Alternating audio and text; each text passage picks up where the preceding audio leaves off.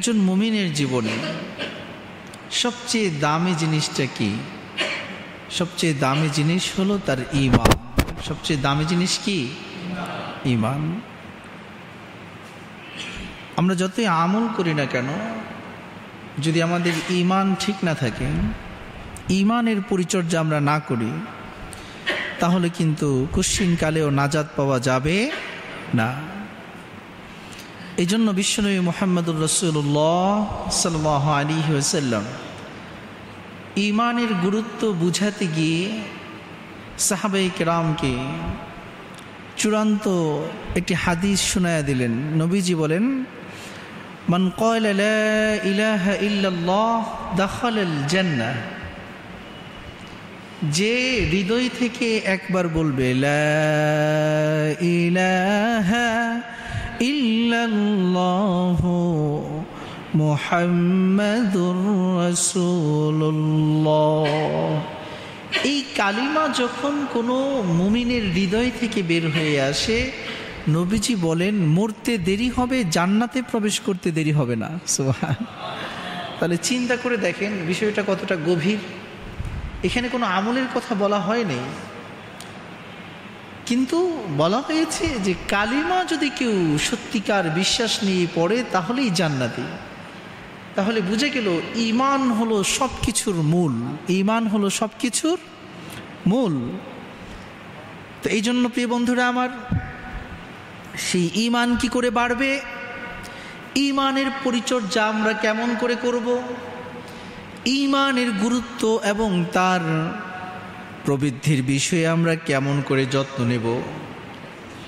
মুফাসসিরিন কিরাম তারা সমস্ত কোরআন ও হাদিসের কিতাবগুলো ঘেটে ঈমান বৃদ্ধির, ঈমানকে সমৃদ্ধ করার 10টি আমল তারা দিয়েছেন। কয়টি আমল? 10টি আমল। ঈমান বৃদ্ধির আলোচনা শুরুর আগে বিখ্যাত একটি প্রশ্ন দেখা দেয়, যেটা নিয়ে মুহাদ্দিসিন কিরাম অনেক গবেষণা, অনেক কথা বলেছেন, যে হালিল ঈমানু ইয়াজিদু আম ইয়ানকুসু, ঈমান কি বাড়ে কমে? ঈমান কি বাড়ে কিংবা কমে? এটা একটা প্রশ্ন, যে ঈমান বাড়ে কিংবা কমে কিনা। এটা নিয়ে বিস্তর আলোচনা আছে। সমস্ত আলোচনার মূল কথা হলো মৌলিক যে ঈমান, সেটা বাড়েও না কমেও না। ঈমানের বৈশিষ্ট্য গুণাবলী পাওয়ার রিচার্জ, এটা বাড়ে কমে। এটা কি বাড়ে কমে? তো ঈমান বাড়ে না কমে, এক্ষেত্রে কোরআন কি বলে, হাদিস কি বলে, এটা আলাদা একটা আলোচনার বিষয়। তো আমরা প্রথমেই মৌলিক কথাগুলো জানলাম যে ঈমানের বৈশিষ্ট্য এবং গুণাবলী বাড়ে এবং কমে। মৌলিক ঈমান বাড়েও না কমেও না, কারণ মৌলিক ঈমান হলো এটাই যে আমরা বিশ্বাস করি আল্লাহ ছাড়া কোনো মাবুদ নাই এবং মুহাম্মদুর রাসূলুল্লাহ সাল্লাল্লাহু আলাইহি ওয়াসাল্লাম আল্লাহ তাআলার প্রেরিত বান্দা ও রাসূল। একটু গভীরভাবে চিন্তা করেন, এই মৌলিক ঈমান সকলেরই আছে, কিন্তু বিশ্বাসের প্রতিফলনে সমস্যা দেখা দেয়। বিশ্বাস সবাই করে, কিন্তু কর্মে বাস্তবায়ন করার ক্ষেত্রে সমস্যা দেখা দেয়। কারো ঈমান ফজরের ঘুম ভাঙ্গায় না, কারো ঈমান ফজরের সময় থেকে মসজিদে টেনে নিয়ে আসে, কারো ঈমান রাসূলের প্রতি কেউ কটাক্ষ করলে টুটি চেপে ধরতে দেরি করে না, কারো ঈমান বলে শান্ত হয়ে বসে থাকো, তোমার কিছু করার প্রয়োজন নাই। তাহলে আসল ব্যাখ্যাটা হলো মৌলিক ঈমান বাড়েও না কমেও না, এটা বাসিত। কিন্তু ঈমানের যে বৈশিষ্ট্য এবং গুণাবলী, তার যে অবস্থান এবং সিফাতগুলো, এগুলো বিভিন্ন আমলের মাধ্যমে বাড়িয়ে দেন কে? তো সাহাবায়ে কেরাম এজন্য বলতেন, তাআলাউ নাতাহাদ্দাস ওয়া নাজদাদ ঈমানানা, আসো আমরা ঈমানের আলোচনা করি, ঈমানের মুযাকারা করি, ঈমানের কথা বলি। তাহলে আমাদের হৃদয়ের ভিতরের ঈমানকে বৃদ্ধি করে দিবেন কে? ঈমান কি করে বাড়বে? চলুন মূল আলোচনায় আমরা প্রবেশ করি। যেহেতু 10টা আমল করলে ঈমান বাড়ে, 10টা পয়েন্টে 5 মিনিট করে কথা বললেও 50 মিনিট লাগে, সুতরাং আজকে আমরা আমলগুলো মনে রাখার চেষ্টা করব, সেগুলোর উপর কাজ করব। প্রত্যেকটা আমলই এত সুবিশাল ফজিলত এবং বিস্তৃত আলোচনার দাবি রাখে যে 10টা আমলের সংক্ষিপ্ত বিবরণ বুঝতে গেলেও 10টা জুমার প্রয়োজন আছে। কিন্তু আজকে আমরা সংক্ষিপ্ত আকারে শুধু এতটুকু জানবো, আমরা নোট করি মস্তিষ্কের মাঝে, হৃদয়ের মাঝে আমরা এটাকে গেঁথে নেই যে কোন 10টি আমল করলে আমরা আমাদের ঈমানকে বাড়াইতে পারব। সবাই আমরা চাই আমাদের সম্পদ বাড়ুক, আমাদের সম্মান বাড়ুক, আমাদের মর্যাদা বাড়ুক, আমাদের ক্ষমতা বাড়ুক। তাহলে আখিরাতের যে চূড়ান্ত সাফল্যের পাওয়ার হলো ঈমান, সেই ঈমান বৃদ্ধির জন্য আমাদের আমল করার দরকার আছে না নাই? ঈমান বাড়ানোর প্রথম আমল পবিত্র কোরআনের তেলাওয়াত করা। খুব মনোযোগ। ঈমান বৃদ্ধির প্রথম আমল হলো কোরআনের তেলাওয়াত বাড়ায়া দেওয়া। কোরআন যত বেশি তেলাওয়াত করব তত বেশি আমাদের ঈমানকে বাড়িয়ে দিবেন কে? পবিত্র কোরআনের মাঝে আল্লাহ পাক সূরাতুল আনফাল 8 নম্বর সূরার প্রথম দিকে প্রথম পৃষ্ঠায় চমৎকার করে আল্লাহ পাক ঘোষণা করে দিলেন, وَإِذَا تُلِيَتْ عَلَيْهِمْ آيَاتُهُ زَادَتْهُمْ ঈমানা। মুমিন বান্দা তো এমন, মুমিন বান্দার কাছে যখন আমার পবিত্র কোরআনের তেলাওয়াত করা হবে, কোরআনের তেলাওয়াত তার দিলের ঈমানকে বাড়ায় দিবে।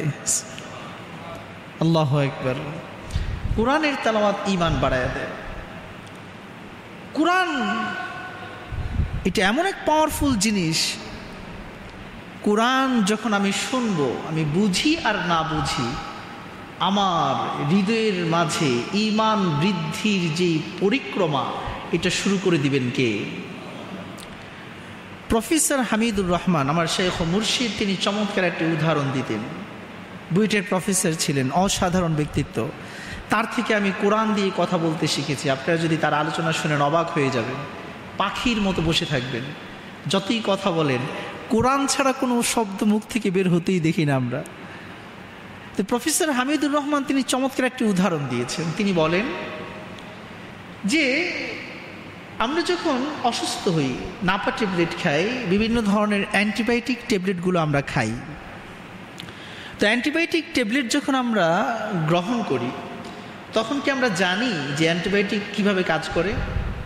ডাক্তার ছাড়া সাধারণ পাবলিক কিন্তু আমরা কেউ জানি না নাপা ট্যাবলেটটা কীভাবে কাজ করে, অ্যান্টিবায়োটিক ট্যাবলেটটা কীভাবে কাজ করে, এটা কোথায় লাগে, ইঞ্জেকশন যে পুশ করা হয়েছে এটা কিভাবে রক্তের প্রবাহের মাধ্যমে সমস্ত শরীরে ছড়িয়ে ভাইরাসের অ্যান্টিভাইরাস হয়ে দেখা দেয়। এই ধরনের সায়েন্টিফিক ব্যাখ্যা কিন্তু আমাদের জানা থাকে। কিন্তু যখন আমি ট্যাবলেটটা খাইলাম, এটার কর্মপদ্ধতি বুঝি আর না বুঝি, বলুন তো এই ট্যাবলেটটা আমার দেহের মাঝে কাজ করবে কি করবে না? বুঝলেও করবে, না বুঝলেও করবে। প্রফেসর হামিদুর রহমান রাহিমাহুল্লাহ তিনি বলেন, যখন আমরা কোরআন তেলাওয়াত করব, কোরআন এমন এক বিস্ময়কর কিতাব, যেই কিতাবের কোরআনের সুমধুর ধ্বনি যখন আমাদের কর্ণকুহরে প্রবেশ করবে, আমাদের হৃদয়ের তটে কোরআনের বাণীগুলো যখন আছড়ে পড়বে, হৃদয়ের মাঝে যখন কোরআনের ধ্বনি প্রতিধ্বনিত হবে, তিনি বলেন অটোমেটিকলি আমাদের অন্তরের পঙ্কিলতা, আমাদের অন্তরের কালিমাকে দূর করে রব্বুল আলামিন আমাদের দিলের মাঝে ঈমানের নূরকে প্রবেশ করাইয়া দিবে। এই জন্য আসুন, আগের যুগে আমরা দেখতাম মা বোনদেরকে যে তারা প্রতিদিন ফজরের পর উঠলে তাদের প্রথম কাজ ছিল কি? তেলাওয়াত করা, কোরআন তেলাওয়াত করা। বাসার মধ্যে বাচ্চা হোক, যুবক হোক, বুড়ো হোক, যেই হোক, স্কুলে পড়ুক, ভার্সিটিতে পড়ুক, কিংবা সে কোনো মাদ্রাসায় পড়ুক, সবার আগে কোরআন শরীফ দিয়ে বলতো, বাবা সূরা ইয়াসিনটা একটু পড়। কথা বলেন ঠিক কিনা? এই ট্র্যাডিশন চেঞ্জ হয়ে গেছে। কিভাবে? রাতের অ্যান্ড্রয়েড ফোনগুলো আমাদের সকালের কোরআন তেলাওয়াত কেড়ে নিয়েছে। রাতের ঘুমকে হারাম করে সকালের বরকতময় ক্ষণ পবিত্র কোরআনের তেলাওয়াতকে বন্ধ করে দিয়েছে। আসুন নতুন করে আমরা শুরু করি, কোরআনকে ভালোবাসি।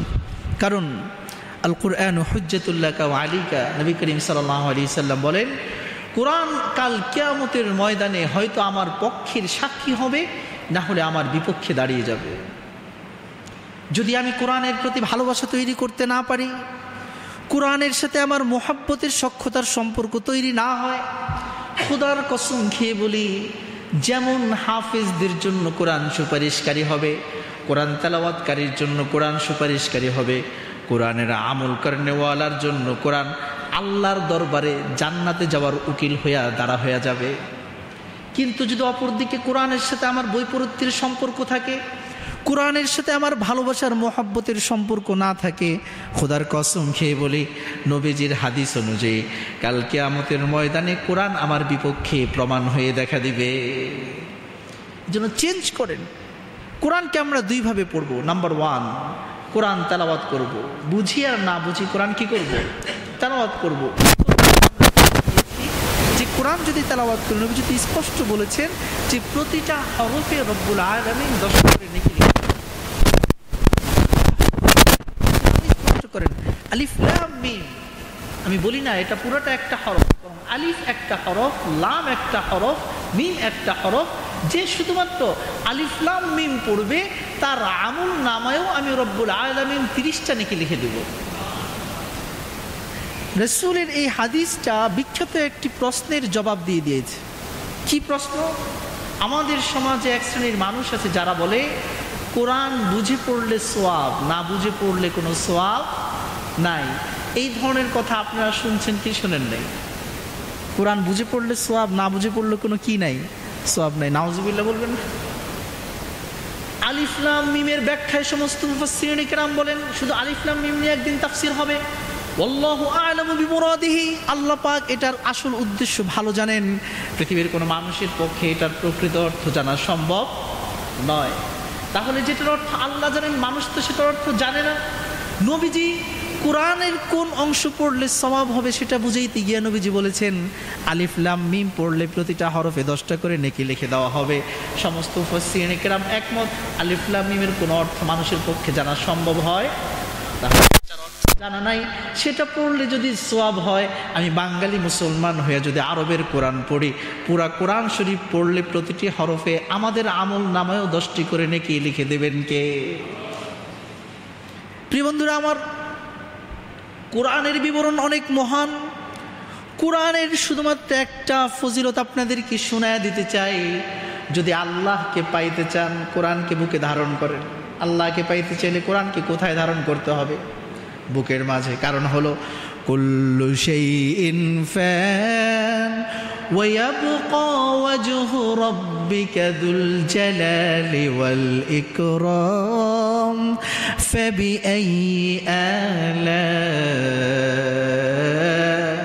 আলা'i রাব্বিকুমা তুকাযযিবান। রব্বুল আলামিন সূরা রহমানের মাঝে বলেন পৃথিবীর সব কিছু ধ্বংস হয়ে যাবে, শুধুমাত্র কেবলমাত্র একমাত্র যিনি থাকবেন তিনি কে? আল্লাহ পাক থাকবেন, আর কোনো কিছু থাকবে না। সেই মহান কিয়ামতের আগে সব কিছু ধ্বংস হয়ে যাবে। তাহলে থাকবে কি? কোরআন থাকবে। কারণ হলো সমস্ত মুফাসসিরিন কিরাম আহলে সুন্নাত ওয়াল জামাত একমত, কোরআন হলো কাদিম, এটা অনাদি অনন্ত। আল্লাহর যেমন শুরু এবং শেষ নাই, কোরআনেরও শুরু এবং শেষ নাই। এটা যেহেতু আল্লাহর কালাম, আল্লাহ যেমন কোরআন তেমন। বলেন আল্লাহ যেমন কোরআন তেমন। কথা বলেন আল্লাহ যেমন। কথা এখনো বুঝেন নাই, এটা জটিল আলোচনা। অনেকে এটা বুঝতে গিয়া কাফের হয়ে গেছে, মুতাজিলি হয়ে গেছে, জিন্দিক হয়ে গেছে, ঈমানহারা হয়ে গেছে। কোরআনের যে প্রিন্টেড কপি এটা তৈরি, এটা মানুষের সৃষ্টি করা। কারণ কাগজ মানুষ বানাইছে আল্লাহর দেওয়া পদার্থ দিয়া। আল্লাহর দেওয়া কি দিয়া? কাগজ হয় বাঁশ দিয়ে, কাগজ হয় ফেনা দিয়ে, কাগজ হয় বিভিন্ন গাছ দিয়ে। পৃথিবীর বিভিন্ন আল্লাহর মাখলুক দিয়েই তো কাগজটা কি হয়? তৈরি হয়। কোরআনকে আপনি পাথরে লেখেন, আর আপনি পাহাড়ে লেখেন, আর আপনি ফলকে লেখেন, আর আপনি কাগজে লেখেন, এই কাগজটাই শুধুমাত্র সৃষ্টি। কিন্তু কোরআনের যে মৌলিক কথা এটা কিন্তু কোনো সৃষ্টি নয়, এটা সরাসরি আল্লাহর কালাম। ফলে আল্লাহ যেমন সৃষ্টি হয় নাই, এই কোরআনের কথাও সৃষ্টি হয় নাই। এজন্য সহজে বোঝার জন্য আমরা এতটুকু আকীদা ধারণ করলেই হবে। আমার সাথে বলেন আল্লাহ যেমন কোরআন তেমন। বলেন বলেন বলেন আল্লাহ যেমন, আল্লাহ যা, কোরআনও তা। আল্লাহ কোরআনও তা। এই জন্য আল্লাহ পাক বলেছেন, লাউ আনজালনা হাযাল কুরআন আলা জাবাল লারাআইতাহু খাশিআন মুতাসাদ্দিআন মিন খাশিয়াতিল্লাহ। এই কোরআনকে যদি আমি পাহাড়ের উপর নাজিল করতাম, এই কোরআনকে যদি আমি আসমানের উপর নাজিল করতাম, এই কোরআনকে যদি আমি পৃথিবীর যে কোনো ভূখণ্ডের উপর নাজিল করতাম, সমস্ত পৃথিবী, সমস্ত পাহাড়গুলো তুলোর মতো উড়ে, ধুলিত তুলোর মতো উড়ে আসমানে রাশি রাশি হয়ে উড়ে বেড়াতো। অর্থাৎ পৃথিবীর মাঝে কোরআনকে ধারণ করার কোনো সামর্থ্য নাই, কোরআনকে ধারণ করার কোনো সামর্থ্য নাই। ফাহামালাহাল ইনসান, এই কোরআনকে ধারণ করেছে কে? মানুষ। যেই কোরআন আসমান ধারণ করতে সাহস পায় নাই, খুব সংক্ষেপে বলছি, যে কোরআন জমিন ধারণ করতে সাহস পায় নাই, যে কোরআন পাহাড় পর্বতগুলো ধারণ করতে সাহস পায় নাই, যে কোরআন বৃক্ষ তরুলতা, আমাজন বন থেকে শুরু করে সুন্দরবন, যত বৃহৎ মাখলুকাতগুলো আছে, কোনো মাখলুক এই কোরআনকে নিজেদের মাঝে ধারণ করতে সাহস পায় নাই। সেই কোরআনকে ধারণ করেছে কে? মানুষ। বলেন, সেই কোরআনকে ধারণ করেছে কে? মানুষ। ফাহামালাহাল ইনসান, মানুষ সেই কোরআনকে ধারণ করেছে। তাই তো আমি বলি, কোরআন যার মাঝে আছে সে আসমানের চাইতেও শক্তিশালী, কোরআন যার মাঝে আছে সে পাহাড়ের চাইতেও ভারী, কোরআন যার মাঝে আছে সে সাগরের চাইতেও প্রবাহমান, কোরআন যার মাঝে আছে সে বাতাসের চাইতেও বেগবান, কোরআন যার মাঝে আছে সে আলোর চাইতেও গতিশীল। বিশ্বনবী মুহাম্মদুর রাসূলুল্লাহ সাল্লাল্লাহু আলাইহি ওয়াসাল্লাম কেমন করে মেরাজের রজনীতে আলোর চাইতেও গতিময় গতিতে আল্লাহ পাকের কাছে গিয়েছেন, এই প্রশ্নের উত্তর আমি খুঁজে পাইতেছিলাম না।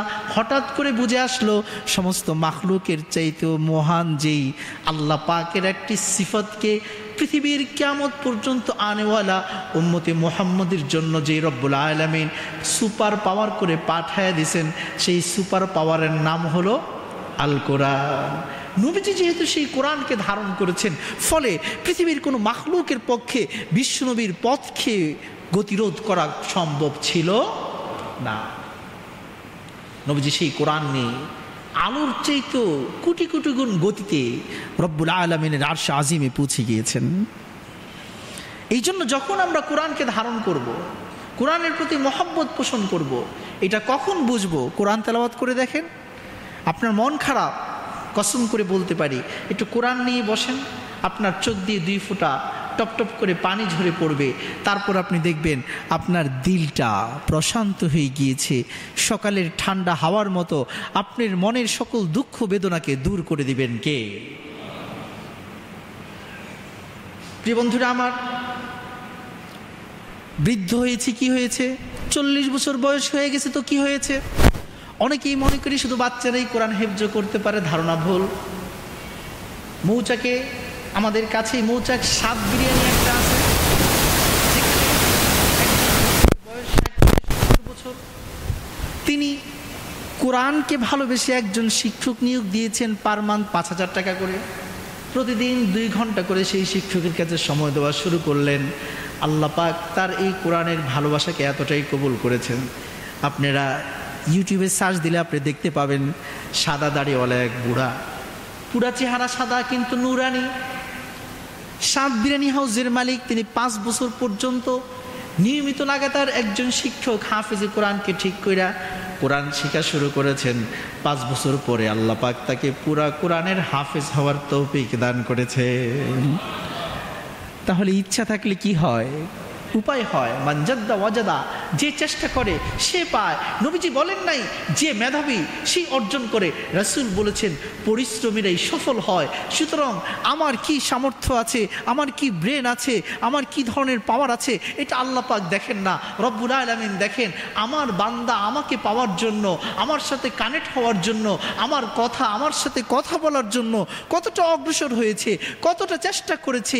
যার যেমন চেষ্টা তার তেমন ফলাফল, তার তেমন কি। আসুন আমরা এখন থেকে প্রতিদিন সামান্য হলেও কোরআন তেলাওয়াত করব, ইনশাআল্লাহ কোরআন তেলাওয়াত করব।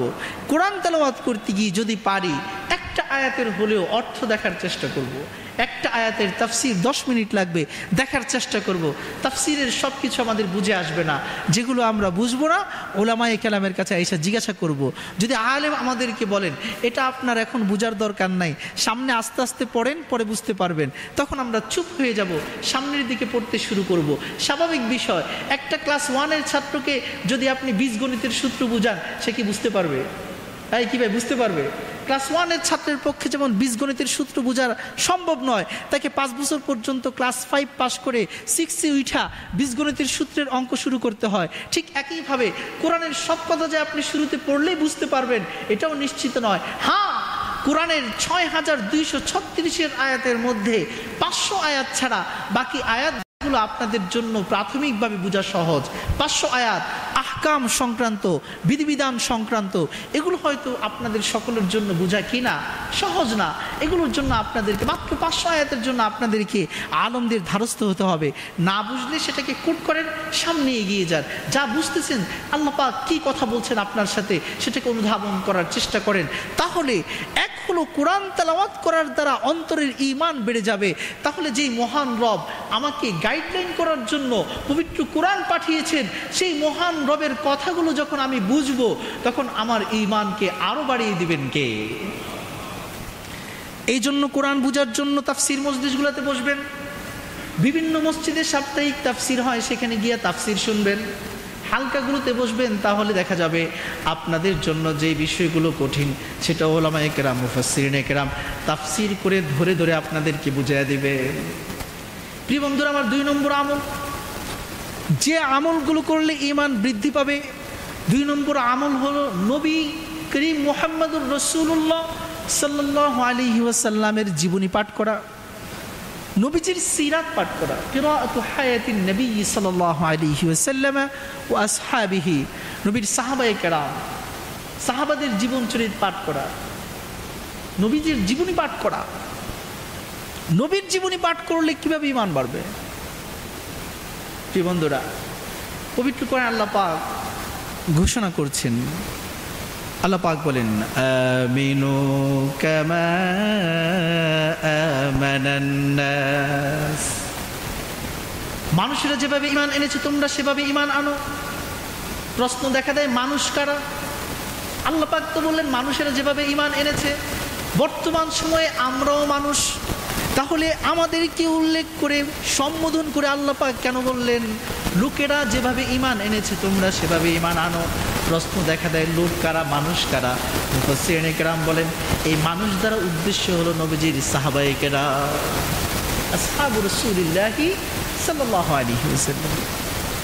প্রতিদিন 5 ওয়াক্ত নামাজে আমরা পড়ি সূরা ফাতিহার বিখ্যাত আয়াত, যারা পারেন পড়েন ইহদিনাস সিরাতাল মুস্তাকিম সিরাতাল্লাযীনা আন'আমতা আলাইহিম গায়রিল মাগদুবি আলাইহিম ওয়ালাদ-দাল্লিন। সাহাবায়ে কেরামের জীবনী পড়লে যে ঈমান বাড়বে, নবীজির জীবনী পড়লে যে ঈমান বাড়বে, এই আয়াতগুলো তার দলিল।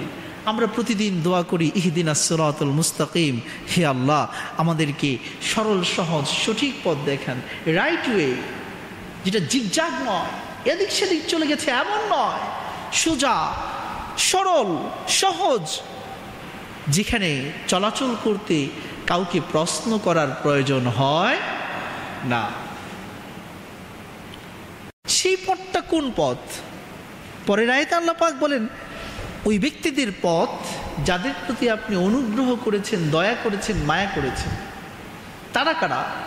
পবিত্র কোরআনের আরেক আয়াতে আল্লাহ পাক নিজেই ব্যাখ্যা করে দিচ্ছেন, উলাইকাল্লাযীনা আন'আমাল্লাহু আলাইহিম মিনান নাবিয়্যিনা والصديقين والشهداء والصالحين। সরল সহজ পথ কারা লাভ করেছেন?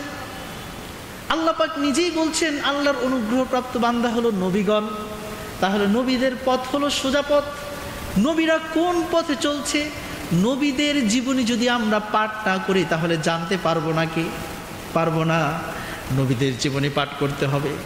প্রথম জীবনী পাঠ হবে কোরআন দিয়া, তারপর হবে হাদিস দিয়া, তারপর বিখ্যাত ঐতিহাসিকগণ যে সকল সিরাতের কিতাবগুলো লিখেছেন সেগুলো আমরা পাঠ করব। আল্লাহ পাক নবীদের পথগুলো উম্মতে মুহাম্মদীকে বুঝায় দেওয়ার জন্য পবিত্র কোরআনে বিভিন্ন নবীদের কাহিনী আল্লাহ পাক বর্ণনা করছেন কি করেন নাই? আল্লাহ পাক পবিত্র কোরআনে ধরে ধরে বর্ণনা করেছেন। হ্যাঁ, وَإِلَى مَدْيَنَ أَخَاهُمْ شُعَيْبًا, আল্লাহ পাক বলেন মাদিয়ান নগরীতে আমি আমার ভাই, তাদের ভাই শুআয়বকে পাঠালাম। এভাবে আল্লাহ পাক প্রত্যেক জাতির জন্য একজন করে নবী পাঠায় দিয়েছেন। জাতিরা নবীর সাথে কেমন আচরণ করেছে, নবীরা তার কওমের সাথে কেমন আচরণ করেছে, তারা কিভাবে সহজ রাস্তাকে অবলম্বন করেছে, আর কওমের লোকেরা কিভাবে বক্রপথে চলেছে, রব্বুল আলামিন ধরে ধরে আমাদেরকে সেগুলা বুঝাইয়া দিয়েছেন। একটু গভীরভাবে চিন্তা করেন, নিজেকে প্রশ্ন করেন, আমাদের ঘরের মাঝে কয়জনের ঘরে নবীজির জীবনী আছে? কয়জনের ঘরে? প্রশ্ন করেন। বই মেলা আমরা সন্তানদেরকে ঘুরতে নিয়ে যাই, কিন্তু হুমায়ুন আহমেদের বই, হুমায়ুন আজাদের বই, বিভিন্ন বিখ্যাত লেখকদের বই, শরৎ, রবি ঠাকুর, বঙ্কিম থেকে শুরু করে বাংলার কালজয়ী সকল সাহিত্যিকদের বই আমরা কিনে নেই। কিন্তু একটিবার কি প্রশ্ন করেছি, আমার সন্তানের ঈমান বাড়বে যেই গ্রন্থগুলো পড়লে, আমার নিজের ঈমান সমৃদ্ধ হবে যেই কিতাবগুলোর সংস্পর্শে গেলে, যেগুলোর তালিমের হালকা ঘরের মাঝে কায়েম করলে, সেই নবীজির জীবনী কয়টা আমি কিনেছি? আস্ক ইউরসেলফ প্লিজ, দয়া করে নিজেকে নিজে প্রশ্ন করি, আসলেই কি আমরা নবীদের জীবনীগুলা সম্পর্কে এতটা আগ্রহ আমরা পোষণ করি কিনা? তাহলে বোঝা গেল ঈমান সমৃদ্ধির ব্যাপারে আমাদের আগ্রহ কম। কথা বলেন ঠিক কিনা? আমার আলোচনা শোনার পর কার কার সিরাত পড়ার প্রতি মনোযোগ জাগছে যে আমি এখন থেকে নবীজির জীবনী পড়বো ইনশাআল্লাহ? ইনশাআল্লাহ বলবেন না? হাত তুলতে হবে না, মনে মনে বললেই হবে। হাত তুললেন, কিনলেন না, লাভ কি হবে? হাত তুলেন নাই কিন্তু কাজ শুরু করে দিচ্ছেন, লাভ হবে কি হবে না? এই জন্য আজকে গিয়ে এই সপ্তাহের প্রথম টার্গেট, যার যেই সামর্থ্য, আপনি মুফতি শফি রাহিমাহুল্লাহ তার সিরাতে খাতামুল আম্বিয়া 100 পৃষ্ঠার সিরাত, যেটা সংক্ষিপ্ত রাসূলের জীবনী জানার জন্য অত্যন্ত চমৎকার। এটা মাদ্রাসার সিলেবাসেও রয়েছে। 100 টাকা নেবে, সবচেয়ে কম দামে। মিডিল পর্যায়ে মাধ্যমিক স্তরে আপনি পড়তে পারেন আর রহিকুল মাখতুম, আল্লামা সফিউর রহমান মুবারকপুরীর লেখা অত্যন্ত চমৎকার একটি কিতাব, যেটা 1182 পাণ্ডুলিপির মধ্যে প্রথম পুরস্কার লাভ করেছে। সবচেয়ে সংক্ষেপে 500 পৃষ্ঠার মধ্যে এত সমৃদ্ধ সিরাত গ্রন্থ আমি খুব কম দেখেছি। এবং সিরাতটা আমি নিজে যখন পড়েছি আজ থেকে 20 বছর আগে, নেওয়ার পরে শেষ না করে উঠি না, 1 সপ্তাহ লাগায় পুরোটা বুইজা ধৈরা ধৈরা পড়ছি। এত অবাক করা, কিসের রূপকথা, কিসের সাহসের গল্প, কিসের বিস্ময়কর কাহিনী, কি সমাজ বিপ্লব, কি রাষ্ট্র বিপ্লব, সকল কিছু জানতে হলে এক মলাটে যার জীবনীতে পাওয়া যায় তিনি হলেন মুহাম্মাদুর। রূপকথার সকল গল্পকে হার মানাবে, বিস্ময়কর কাহিনীর চাইতেও বিস্ময়কর, অবাক করে এক রোমাঞ্চকর গল্পের মাঝে আপনি প্রবেশ করবেন। কেমন করে আমার নবীর জন্ম হলো, জন্মের পূর্বে পৃথিবীময় কি বিস্ময়কর ঘটনা ঘটলো, জন্মের পরে তিনি কি বিস্ময়কর গতিময় জীবন ধারণ করেছেন, কেমন করে বড় হয়েছেন, মক্কায় হাজরে আসওয়াদ রাখতে গিয়া সবাই তাকে ল্যাংটা বানাইতে গিয়াও রব্বুল আলামিন কেমন করে তাকে হেফাজত করেছেন, তাইফের প্রান্তরে গান শুনতে গিয়া নবীজিকে কেমন করে আল্লাহ পাক বেহুশ করে এক গানের গুনাহ থেকে আল্লাহ পাক বাঁচায়া দিয়েছেন, কেমন করে খেজুরের ঢালে হাত দেওয়ার সাথে সাথে সেই খেজুরের ডালটা তরবারি হয়ে গেছে, কেমন করে আমার নবীর 500 সাহাবায়ে কেরামের দল অজু করার পানি নাই, এক বদনার মাঝে নবীজির পবিত্র হাত রাইখা দিছেন, এই এক বদনা পানি পুরা কাফেলার অজুর পানির জন্য যথেষ্ট হয়ে গেছে, কেমন করে ফ্রাই করা ছাগলের মেষের দুম্বার রান আমার নবীর সাথে কথা বলতে শুরু করেছে, ইয়া রাসূলুল্লাহ আপনি আমাকে খাবেন না, ইহুদিরা এই খাবারের মাঝে বিষ মাইখা দিছে। এমন বিস্ময়কর এক আপনি কাহিনীর জগতে প্রবেশ করবেন। পৃথিবীর কোনো থ্রিলার, কোনো সায়েন্টিফিক ঘটনা, সায়েন্স ফিকশন সব কিছু আপনার কাছে তুচ্ছ মনে হবে, কোনো কিছু আপনার ভালো লাগবে না। যার জীবন কাহিনী আপনাকে ছুঁয়ে যাবে তিনি হলেন আপনার আমার নেতা, আপনার আমার হৃদয়ের স্পন্দন, ভালোবাসার আধার, বিশ্বনবী সাইয়্যিদুল কাউনাইন মুহাম্মাদুর রাসূলুল্লাহ সাল্লাল্লাহু আলাইহি ওয়াসাল্লাম। সেই নবীর জীবনী পড়া ছাড়া তিনি কেমন ছিলেন কশ্চিনকালও আপনারা কল্পনা করতে পারবেন? যারা আর রহিকুল মাকতুমের মতো মাধ্যমিক স্তরের কিতাবগুলো শেষ করবেন, 3 নম্বর আপনারা কিনতে পারেন সিরাতে মুস্তাফা, আল্লামা ইদ্রিস কান্দলবি, বিখ্যাত মুফাসসির, যিনি একই সাথে মুফাসসির, মুহাদ্দিস, মুফতি সব একজনের মাঝে। আল্লামা ইদ্রিস কান্দলবি 3 খণ্ডের বিশাল সিরাত লিখেছেন। এটা গবেষণা সমৃদ্ধ, কুরআন এবং হাদিসের সবচেয়ে কাছের, ঘটনার আগে এবং পরের বিশ্লেষণ এবং আমাদের শিক্ষা সবগুলো তিনি সুন্দর করে তুলে ধরেছেন। হয়তো আপনার কাছ থেকে 500 টাকা থেকে 600 টাকা নেবে, ছোট্ট একটা বাজেট। এখন যদি আপনি বলেন হুজুর 500-600 টাকা খরচ করার টাকাও আমার কাছে নেই, আরেকটা টিপস আপনাকে দিয়ে দিই, অ্যান্ড্রয়েড ফোন কার হাতে নেই? অ্যান্ড্রয়েড ফোন যার হাতে আছে তিনি আপনি গুগলে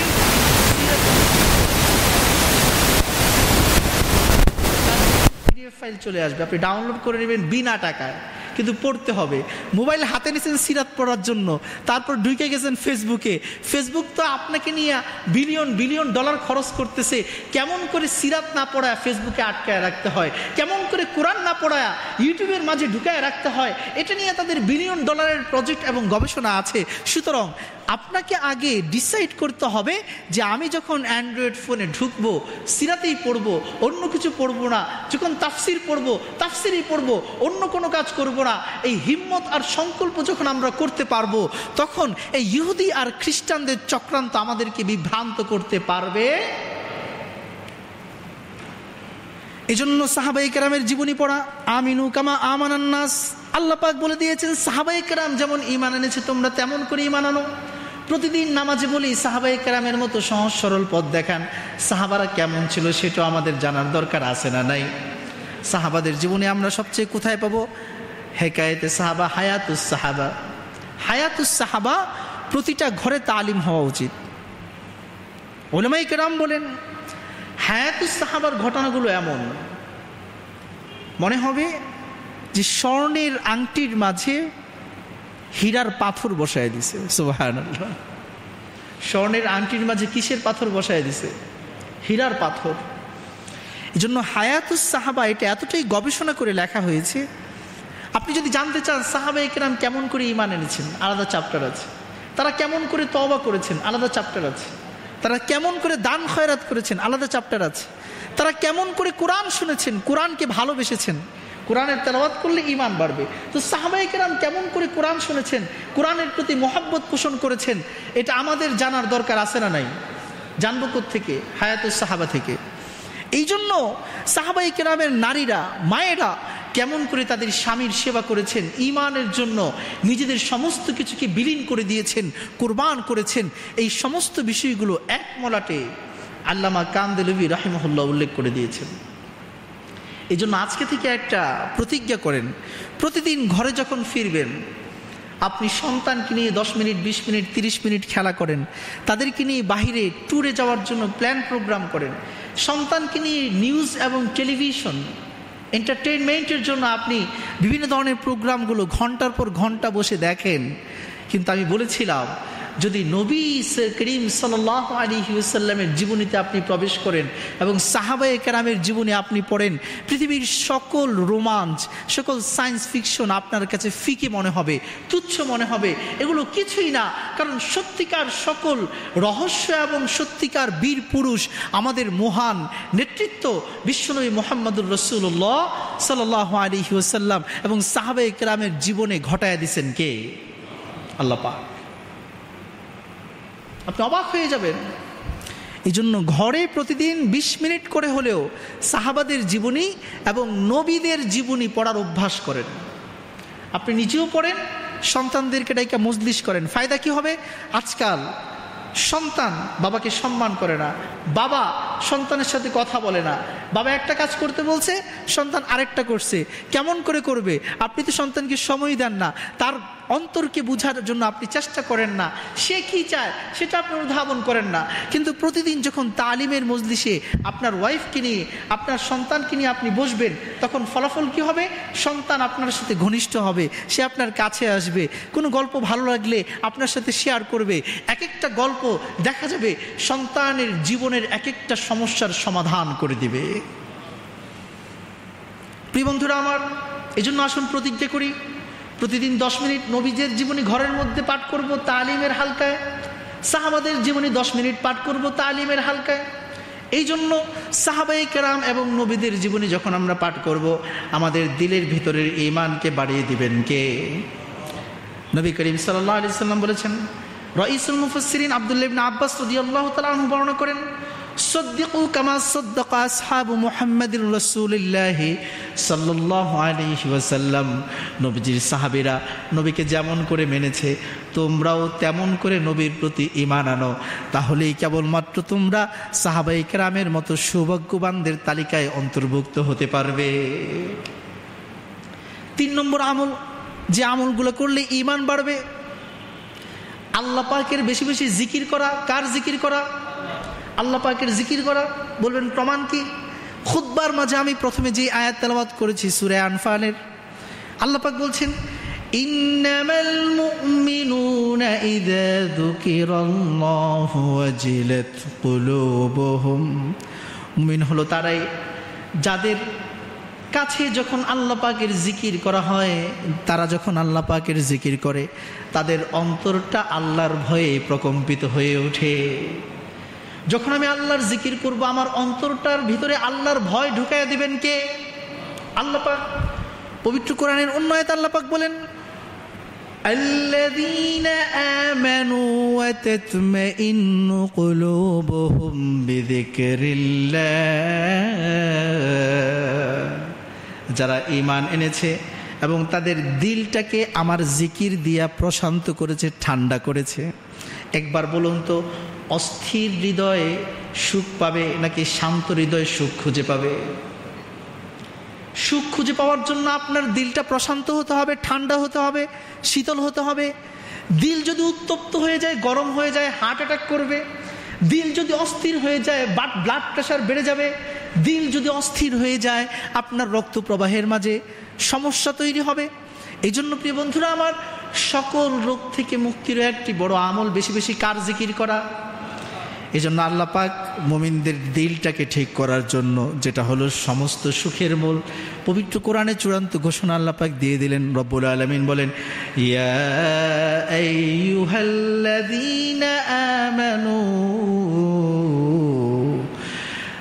আমানু যকুরুল্লাহা যিকরান কাসীরা। হে ঈমানদারেরা, তোমরা বেশি বেশি আল্লাহ পাকের জিকির করো। কেন? আল্লাহ পাক চূড়ান্ত ঘোষণায় বলছেন, আলা আলা আলা বিযিকরিল্লাহি তাতমাইন্নুল কুলুব। শুনে রাখো, সাবধান, পৃথিবীতে যত জায়গায় ঘুরো না কেন, যত ট্যুর করো না কেন, যত এন্টারটেইনমেন্ট আর আনন্দ ভ্রমণেই তোমাদের হোক না কেন, কোনো কিছুই তোমাদের দিলকে চূড়ান্ত প্রশান্তি আর সুখ দিতে পারবে না। তোমরা যদি সুখ চাও, শান্তি চাও, প্রশান্ত মন চাও, দিলের সুখ খুঁজে পেতে চাও, ফিরে পেতে চাও, তাহলে কেবলমাত্র আল্লাহর জিকির করো। আলা বিযিকরিল্লাহি তাতমাইন্নুল কুলুব। কারণ শুনে নাও, একমাত্র আল্লাহর জিকির দ্বারাই দিল ঠান্ডা হতে পারে। দিল ঠান্ডা হয় কার জিকির দিয়া? এই কথা বলেন, কার জিকির দিয়া? আল্লাহর জিকির দিয়া। এজন্য নবী করিম সাল্লাল্লাহু আলাইহি ওয়াসাল্লাম তার উম্মতের সকলের দিলটাকে ঠান্ডা করার জন্য চূড়ান্তভাবে 6 তাসবিহের আমল দিয়েছেন। 6 তাসবিহের আমল এমন এক আমল, আপনি যতই গরিব হন না কেন, আপনার পেটে যতই ক্ষুধা থাকুক না কেন, আপনার মস্তিষ্কে যতই পেরেশানি থাকুক না কেন, যখন আমরা প্রতিদিন সকালবেলা উঠে 100 বার পড়ব সুবহানাল্লাহ, 100 বার পড়ব আলহামদুলিল্লাহ, 100 বার পড়ব লা ইলাহা ইল্লাল্লাহ, 100 বার পড়ব আল্লাহু আকবার, 100 বার পড়ব সাল্লাল্লাহু আলাইহি ওয়াসাল্লাম, 100 বার পড়ব আস্তাগফিরুল্লাহ। এই 6 তাসবিহের আমল যে মুমিন বান্দা সকাল সন্ধ্যা 100 বার করবে, তার জিন্দেগির সকল মুশকিলগুলোকে আসান করে দিবেন কে? কে? তার সমস্ত সমস্যার সমাধান করে দিবেন কে? আল্লাহ সুবহানাহু ওয়া তাআলা। আল্লাহ পাক নিজেই বলছেন, আপনার পেরেশানি, আপনার মনের আশা, আমার মনের আশা কখনো শেষ হবে না।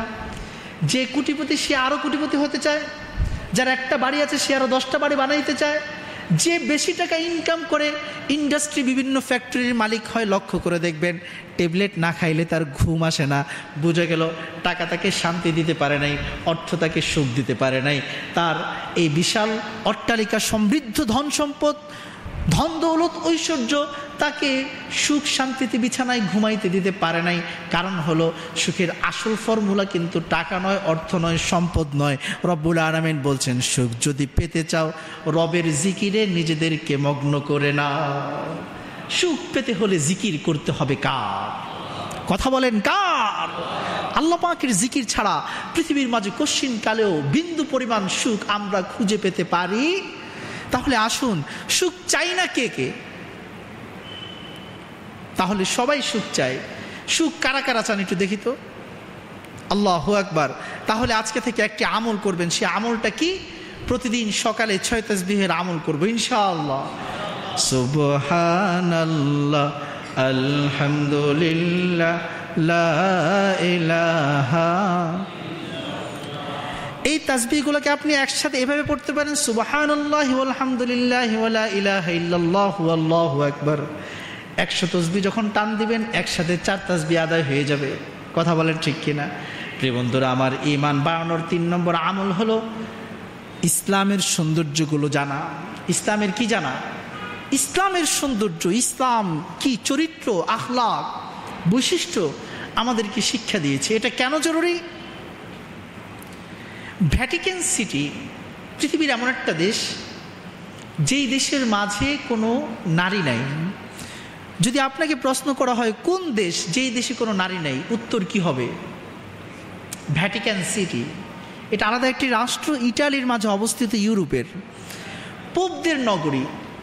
এই ভ্যাটিকান সিটি যখন মুহাম্মদুর রাসূলুল্লাহ সাল্লাল্লাহু আলাইহি ওয়াসাল্লাম মক্কায় জন্মগ্রহণ করেন, তার আগে থেকে নবীজিকে নিয়ে গবেষণা শুরু করে দিয়েছে। তারা গবেষণা করতে করতে যখন ওমর ইবনে খাত্তাব রাদিয়াল্লাহু তাআলা আনহুর সময় খেলাফতকাল চলে আসলো, তখন তারা গোয়েন্দা বাহিনী পাঠাইল যে মুসলমানদের মাঝে এমন কি বিস্ময়কর জিনিস আছে। তারা যেই শহরে যায় সেই শহরের মানুষগুলো নিজেদের মায়ের ভাষা ভুলে গিয়ে মুসলমানদের কোরআনের ভাষা, আরবি ভাষায় কথা বলতে শুরু করে দেয়। মুসলমানদের মাঝে এমন কি আখলাক আছে, এমন কি অমায়িক চরিত্র আছে। তারা যখন কোনো জঙ্গলে প্রবেশ করে, জঙ্গলের মানুষগুলো যারা জীবন্ত মানুষ ধইরা ধরের মধ্যে কামড় দিয়া, ফিনকি দিয়া রক্ত বের হওয়া রক্তগুলোকে চুষে খায়, হাত দিয়ে টান দিয়ে বুকের খাঁচাটাকে ফিরে কলিজা থাবড়ায়া নিজের মুখের ভিতর কলিজা ঢুকায়া চাবায়া চাবায়া খায়। এই ধরনের জঙ্গলি মানুষগুলো যখন সাহাবায়ে কেরামের সংস্পর্শে চলে আসে, তারা তাদের হাজার বছরের সকল সংস্কৃতি ভুলে গিয়ে নবীজির জীবনী আর নবীজির ভাষা, আখলাক, চরিত্রে চরিত্রবান হয়ে সেই স্পেন বিজয়ী তারেক বিন জিয়াদের জন্ম হয়ে যায়। এমন কি আছে তাদের মাঝে? আফ্রিকার কালো জঙ্গলি মানুষগুলোকে আরবি ভাষায় কথা বলতে শুরু করায় দিছে, পৃথিবীর শ্রেষ্ঠ সেনাপতি বানায় দিছে। যারা জঙ্গলের মধ্যে ল্যাংটা চলাচল করত, তারা যখন তরবারি নিয়ে স্পেনের জাবালে তারেক সেখানে গিয়ে দাঁড়িয়েছে, পুরো স্পেন থরথর করে কেঁপে উঠেছে। পুরো স্পেনের সমৃদ্ধ ইউরোপিয়ান বাহিনীও মুসলমানদের আফ্রিকার এই জঙ্গলি বাহিনীর বিজয়কে আটকাইতে পারে? কি আছে তাদের মাঝে এমন? টোটাল গোয়েন্দা বাহিনী এসে ইসলামী সাম্রাজ্যে বিভিন্ন বেশ ধরে তারা ছড়িয়ে পড়ল। গবেষণায় যে রিপোর্ট জমা দিল, সেই রিপোর্টে বলা হলো মুহাম্মদুর রাসূলুল্লাহ সাল্লাল্লাহু আলাইহি ওয়াসাল্লাম যে সাহাবাদেরকে রেখে গিয়েছেন, কেন ফুরসানান নাহার, তারা ছিলেন দিনের ঘোড়সওয়ার, রাতের ইবাদত গুজার। তাদের মাঝে এমন আখলাক আছে, তারা পৃথিবীতে অর্থ সম্পদ, বিবৈভ ক্ষমতা, ঐশ্বর্য এগুলোকে অর্জন করার জন্য তারা জিহাদ করে না। তারা জিহাদ করে শুধুমাত্র আল্লাহর জমিনে যেন আল্লাহর বান্দারা স্বাধীনভাবে আল্লাহর আইন মানতে পারে, সেই ক্ষমতাকে প্রতিষ্ঠিত করার জন্যই তারা কেবল জিহাদ করে। সুবহান। পৃথিবীটা কার? যারা বলেন না তাদের মনে সন্দেহ আছে। পৃথিবীটা কার? আসমান কার? জমিন কার? পানি কার? বৃক্ষ তরুলতা গাছ কার? আমরা মুসলমানরা কার? সব কিছু আল্লাহর, আমরাও আল্লাহর। আমরা আল্লাহর পূজারি হইয়া, আল্লাহর ইবাদত গুজার বান্দা হইয়া যদি পৃথিবীর কোনো আল্লাহকে না মানা মানুষ মুসলমানদের টুটি চেপে ধরে, বলুন তো সেই মুসলমানরা যদি তার হাত কেটে দেয় জুলুম করবে নাকি সঠিক করবে? সব কিছু আল্লাহর, তাহলে আল্লাহর জমিনে আইন চলবে কার?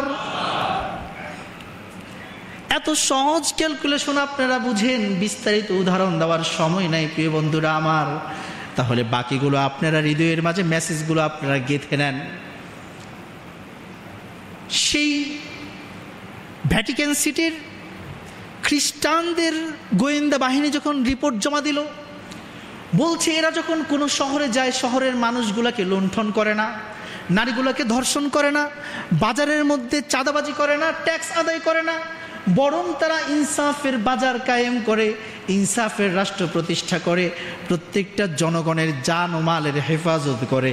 তারা ঢুকেছে শত্রু দেশে, শত্রু দেশকে জয় করার পর সেই দেশের 18 কোটি জনগণও যদি হয়ে থাকে, এই 18 কোটি জনগণের জান ও মালের নিরাপত্তা তেমন করেই তারা সেভ করে, যেমন করে তারা নিজেদের মা বোনদের জান ও মালের নিরাপত্তা সংবিধান করে, যেমন করে তারা নিজের ভাইয়ের, নিজের মায়ের, নিজের সন্তানের জান ও মালের নিরাপত্তা প্রদান করে।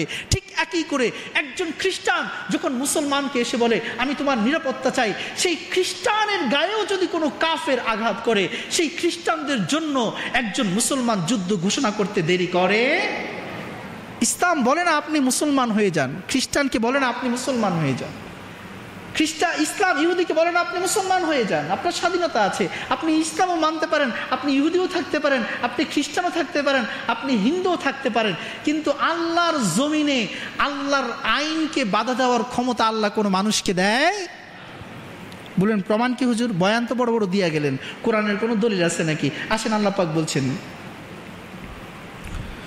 هو الذي أرسل رسوله بالهدى ودين الحق ليظهره على الدين كله وكفى بالله شهيدا। আল্লাহ পাক কেন রসুল পাঠাইছেন?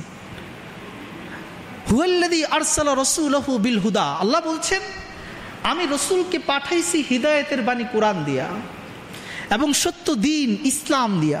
সত্য দিন কি দিয়া? ইসলাম দিয়া আমি রসুলকে পাঠাইছি। কেন পাঠাইছি? লিয়ুযহিরাহু আলাদ-দীনি কুল্লি, পৃথিবীতে খ্রিস্টান থাকবে কোনো বাধা নাই, ইহুদি থাকবে কোনো বাধা নাই, হিন্দু থাকবে কোনো বাধা নাই, প্রত্যেক ধর্মের লোক, প্রত্যেক আকীদা বিশ্বাসের লোক তার তার ধর্ম স্বাধীনভাবে পালন করতে পারবে ঘোষণা দিয়েছেন কে? লা ইকরাহা ফিদ্দীন। আল্লাহ পাক সবকিছুর স্বাধীনতা বিধান করলেন, করার পর বলে দিলেন সবাই নিজ নিজ ধর্মের স্বাধীনভাবে পালন করবে, কোনো বাধা নাই। কিন্তু রসুলকে পাঠাইছি লিয়ুযহিরাহু আলাদ-দীনি কুল্লি, সকল দিনের উপর আমার নবীর দিনটাকে বিজয়ী করার জন্য। সকল ধর্ম থাকবে সত্য ঠিক আছে, কিন্তু সব ধর্মের উপর যেই ধর্ম প্রাধান্য বিস্তার করবে, যেই ধর্মের আধিপত্য থাকবে, যেই ধর্মের হাতে ক্ষমতা থাকবে, সেই ধর্মের নাম কি? ইসলাম। বলবেন এটা কেন? কারণ হলো ধর্মের স্বাধীনতা যদি ইসলামের হাতে না থাকে, পৃথিবীর কোনো মানুষ কি জালেম কাফেররা স্বাধীনভাবে ধর্মকর্ম পালন করতে দিবে না। প্রমাণ, ইহুদি রাষ্ট্রের উপর মুসলমানরা আগে হামলা করছে, কোথাও দেখেছেন? একটা নজির দেখেন, আগে হামলা করছে। কিন্তু আজকে ইরান যে ইসরায়েলের উপর হামলা করেছে, বলুন তো দেখি, ইরান আগে হামলা করছে নাকি ইসরায়েল আগে হামলা করছে? কথা বলে না, ইসরায়েল না ইরান? ইসরায়েল আগে হামলা করছে। তাহলে জালেম কে? ইহুদি। জালেম কে? প্রমাণ হয়ে গেল মুসলমানদের হাতে যদি পৃথিবীর শাসন ক্ষমতা না থাকে, মুসলমানদের হাতে যদি পাওয়ার না থাকে, তাহলে স্বাধীনভাবে পৃথিবীর শুধু মুসলমান নয়, কোনো ধর্মের মানুষই তাদের ধর্মকর্ম স্বাধীনভাবে পালন করতে পারবে। আসুন বিশ্বনবী মুহাম্মদুর রাসূলুল্লাহ সাল্লাল্লাহু আলাইহি ওয়াসাল্লাম ইহুদিদের সাথে কেমন আচরণ করেছেন সেটা বললে আপনাদের সামনে আরো স্পষ্ট হয়ে যাবে। নবীজি এক জিহাদে গিয়েছেন, জিহাদ থেকে ফেরার পথে বাবলা গাছের নিচে, বুখারী শরীফের হাদিস, রিয়াজুস সালিহিনের মাঝেও আছে, পড়বেন ঈমান বাড়বে, হাদিসের কিতাব, ফাজাইলের কিতাব। তো নবীজি বাবলা গাছের নিচে তরবারি ঝুলাইয়া জিহাদ থেকে ফিরে আসছেন, বিজয়ী হয়েছেন। এখন বাবলা গাছে তরবারি ঝুলাইয়া নবীজি গাছের ছায়ায় একটু ঘুমাইছেন। মরুভূমির মাঝে দুপুরবেলা একটা গাছের ছায়া 5 স্টার হোটেলের চাইতেও আরামদায়ক। হাটেন মরুভূমিতে 2 ঘন্টা, তারপর বুঝবেন, এখন বুঝবেন না, এক্সপেরিমেন্ট করেন আগে। নবীজি বাবলা গাছের নিচে শুয়ে আছেন। একটা ইহুদি দূর থেকে নবীজিকে ফলো করছে, কেমন করে নবীজিকে হত্যা করা যায় চিন্তা করেন, খুব মনোযোগ। কারা জালেম, কারা ইনসাফ প্রতিষ্ঠার জন্য লড়াই করে। বিশ্ব নবীকে হত্যা করার জন্য বিশ্ব নবীকে ফলো আপ করে করে একটা ইহুদি নবীজির পিছে পিছে আসতেছে। কখনো গিরিপথ, কখনো পাহাড়ের উপত্যকা, কখনো পাহাড়ের চূড়ায় উঠে উঠে নবীজিকে দেখতেছে। কখন কি করে, যখন দেখলো নবীজি গাছের ছায়ায় ঘুমায়া পড়েছেন, তার তরবারিটা বাবলা গাছের মধ্যে ঝুলাইয়া দেওয়া হয়েছে, তখন ইহুদি চুপিসারে শব্দহীন পদভারে হেঁটে হেঁটে নবীজির শিওরে দাঁড়িয়ে বাবলা গাছ থেকে তরবারিটা ছিনিয়ে নিয়ে ঠাস করে তরবারিটা খাপ থেকে উন্মুক্ত করে দাঁড়ায় গেছে। তরবারি যখন খাপ থেকে উন্মুক্ত করা হয়, ক্যাচ করে একটা আওয়াজ হয় কি হয় না? তরবারি খোলার আওয়াজে নবীজি ঘুম থেকে জাগ্রত হয়ে গেলেন। নবীজি জাগায় জেগে দেখেন ইহুদির হাতে তরবারি, নবীজি শুয়ে আছেন। নবীজি দাঁড়িয়ে যখন নবীজি দাঁড়ালেন, ইহুদি যে বিখ্যাত প্রশ্ন করেছে, সিরাতের কিতাবগুলোতে, হাদিসের কিতাবগুলোতে সেটা উল্লেখ করে দেওয়া হয়েছে। নবীজিকে লক্ষ্য করে ইহুদি বলেছে, মাইয়াম নাউকা মিন্নি, কে বাঁচাবে, কে বাঁচাবে তোমাকে আমার হাত থেকে? বলেন তো, কে বাঁচাবে? নবীজি কিচ্ছু বলেন নাই। যখন ইহুদি প্রশ্ন করেছে, মাইয়াম নাউকা মিন্নি, কে তোমাকে বাঁচাবে আমার হাত থেকে, নবীজি তার কাছে এসে শুধু বললেন আল্লাহ। কি বলেছেন? ইহুদির কাঁপুনি ধরে গেছে, থরথর করে সে কেঁপে উঠেছে। ঠাস করে তার হাত থেকে তরবারি জমিনে পড়ে গেছে। কে করেছে? কে করেছে? সায়েন্স ফিকশনে পাবেন এই ঘটনা। জানতে হলে কি পড়তে হবে? সিরাত। জানতে হলে কি পড়তে হবে? সিরাত পড়তে হবে। এবার নবীজি নিজের তরবারির হাত তুলে নিলেন, তুলে নিয়ে পাল্টা ইহুদিকে প্রশ্ন করলেন, মাইয়াম নাউকা মিন্নি, এবার তোমাকে কে বাঁচাবে? আমাকে তো আমার আল্লাহ বাঁচাবে। তখন ইহুদি চূড়ান্ত একটি কথা বলেছিল যে আপনি পৃথিবীর মধ্যে শ্রেষ্ঠ তরবারি ধারণকারী। বিশ্বনবী ইহুদির এই কথা শুনে নবীজির দিলটা কত বড় ছিল, তিনি তো চাইলে প্রতিশোধ নিতে পারতেন, কোনো সন্দেহ নাই। কারণ এ নবীজিকে মারার জন্য শুধুমাত্র চেষ্টা করছে তা না, তরবারি নিয়ে নবীজির সামনে দাঁড়ায় গেছে, কা পুরুষের মতো নবীজির ঘুমের সহায়তা নিয়েছে। কারণ সুপুরুষ কখনো দুর্বলভাবে প্রতিপক্ষের উপর আক্রমণ করে না। যখন নবীজি বললেন তোমাকে কে বাঁচাবে, সে বলল আপনি শ্রেষ্ঠ তরবারি ধারণকারী। নবীজি কত বিশাল দিলের অধিকারী ছিলেন। বিশ্বনবী মুহাম্মদুর রাসূলুল্লাহ, দুরূদ শরীফ পড়েন নাই? বিশ্বনবী মুহাম্মদুর রাসূলুল্লাহ সাল্লাল্লাহু আলাইহি ওয়াসাল্লাম, তিনি তখন সাথে সাথে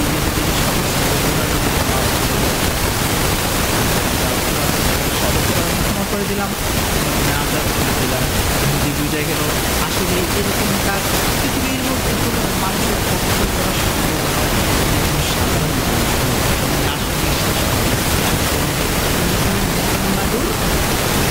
সম্ভব নয়। সেই নাপাক জবানকে পাক করার জন্য শুরু করল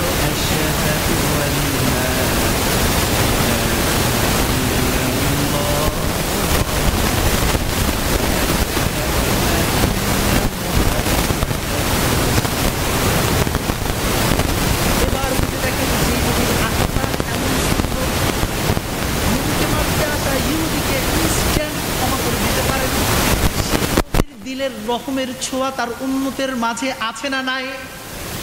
যেই নবীর কাছে ইহুদি নিরাপদ, সেই নবীর উম্মতের কাছেও ইহুদিরা নিরাপদ। যেই নবীর কাছে বিশ্বের মানবতা নিরাপদ, সেই নবীর উম্মতের কাছে বিশ্ব সভ্যতা নিরাপদ।